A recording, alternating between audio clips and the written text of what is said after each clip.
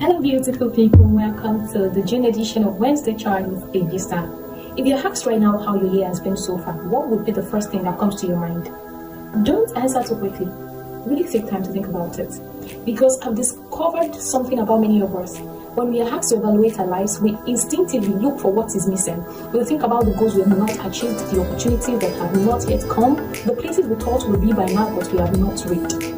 It's almost automatic. It's as though our minds have been trained to measure life through what has not been working or what has not happened yet. And honestly, I understand why. We all have dreams, we have expectations, we all have things we are working toward. But lately, I've been wondering if that's also the reason so many people are walking around discouraged. Not because we have not grown, not because we have not made progress, but because we are using the wrong measuring stick. Think about it. Imagine standing in front of a tree and deciding whether it's healthy based only on the fruit you can see. You ignore the seasons it endures, you ignore everything that kept it standing. Most of us would call that an incomplete assessment. That's exactly what many of us do to ourselves. We look at our lives and immediately focus on results, achievements, milestones, outcomes, but we rarely stop to acknowledge what it took to keep going, what it took to remain standing, what it took to make it this far.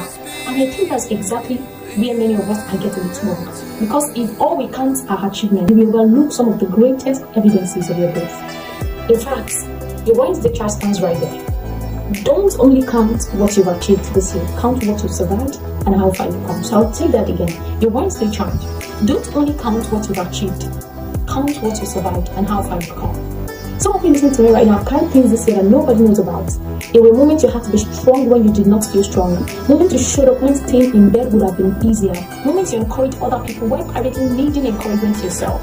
Moments you smiled through conversations while carrying worries nobody could see. Moments you continued moving even when life felt heavier than usual. And because there were no uploads attached to those moments, you convinced yourself they don't count. But they do.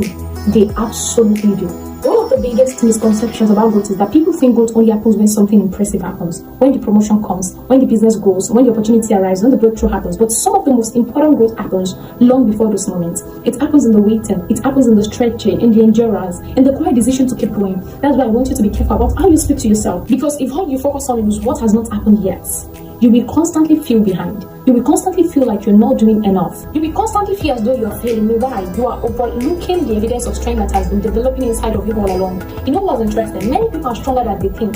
The problem is that they've become too familiar with their own resilience. They've survived so much that surviving no longer feels extraordinary.